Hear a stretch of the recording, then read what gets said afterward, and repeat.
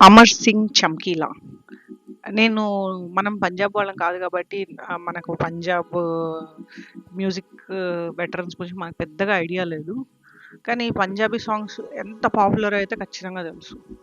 ఎక్కడ చూసినా పంజాబీ సాంగ్సే. పంజాబీ సాంగ్స్‌కి ఉన్న పాపులారిటీ యూట్యూబ్‌లో చూస్తే హైయెస్ట్ వ్యూస్ ఉండే సాంగ్స్ పంజాబీ సాంగ్సే ఉంటాయి.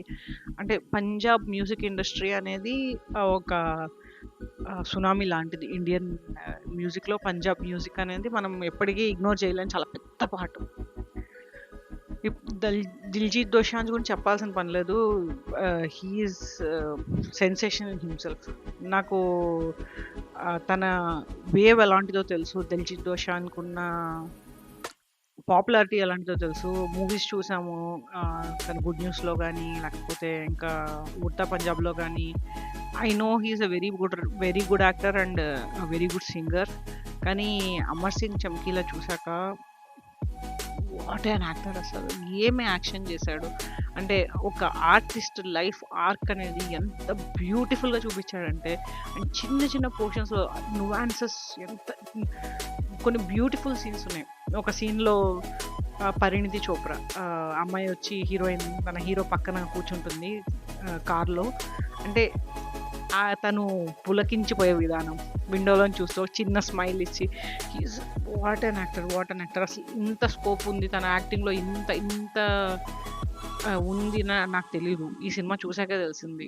వావ్! నిజంగా జనాలకి మంచి ఛాన్స్ రావాలండి వాళ్ళ టాలెంట్ పోర్ట్రే చేసడానికి. 'ఇమితియాజ్ అలీ' మూవీని చాలా బాగా తీశాడు. మెయిన్ ఏమంటే నెరేటివ్ స్టైల్ నాకు బాగా నచ్చింది.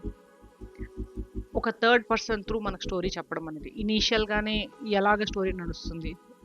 ఒక మనిషి చనిపోయిన తర్వాత రకరకాల మందికి ఉండే రకరకాల ఒపీనియన్స్ అవన్నీ బేస్ చేసుకొని మనకు అర్థమయ్యే విధానం. ప్రిమైస్ చాలా ఇంట్రెస్టింగ్‌గా ఉంది. నెరేటింగ్ స్టైల్ అద్భుతంగా ఉంది. 'Imtiaz Ali is back with the bang' movie చాలా బాగుంది. పరిణితి చోప్రా బాగా చేసింది. ప్రతి ఒక్కరు బాగా చేశారు. ప్రతి ఒక్క క్యారెక్టర్ బాగా చేశారు. అంతేకాకుండా ఇలాంటి స్టోరీస్‌ని కరెక్ట్‌గా తీయగలగడం చాలా ఇంపార్టెంట్. నేను ఎప్పుడు అదే అంటూ ఉంటాను. ఆటోబయోగ్రఫీస్ ఎప్పుడు చాలా ఇన్స్పిరేషనల్‌గా ఉంటాయి. కానీ ఆ ఇన్స్పిరేషనల్ స్టోరీస్‌ని మనం కరెక్ట్‌గా తీస్తేనే అది అందరికీ రీచ్ అవుతుంది. చాలా మంచి మంచి స్టోరీసు చాలా మీడియోకర్‌గా తీసి అది జనాలకు రీచ్ అవ్వకుండా చాలా పోయినవి ఉన్నాయి.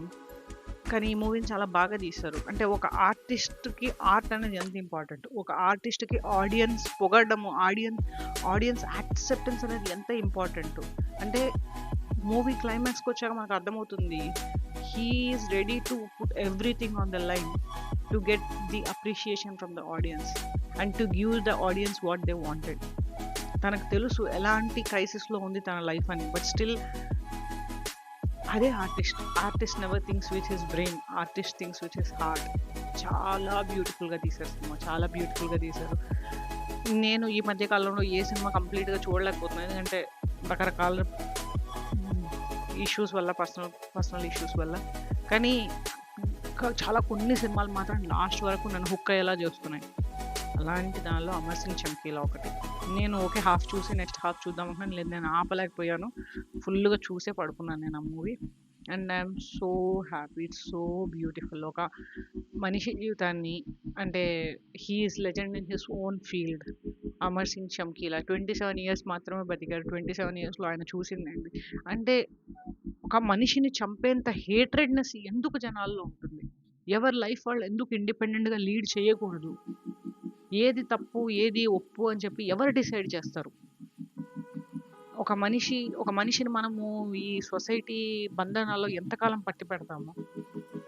అంటే ఇలాంటి చాలా ఇంపార్టెంట్ క్వెషన్స్ మనం ఆన్సర్ చేయకుండా వదిలేసే క్వెషన్స్ అన్నీ చాలా సటిల్‌గా మనల్ని అడిగి వదిలేసే సినిమా ఇది.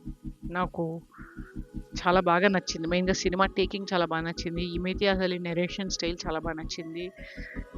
అంటే స్టార్ 'దిల్‌జీత్ దోసాంజ్' యాక్షన్ చాలా బాగా నచ్చింది. సాంగ్స్ చాలా బాగున్నాయి. Everything is so beautiful in this movie.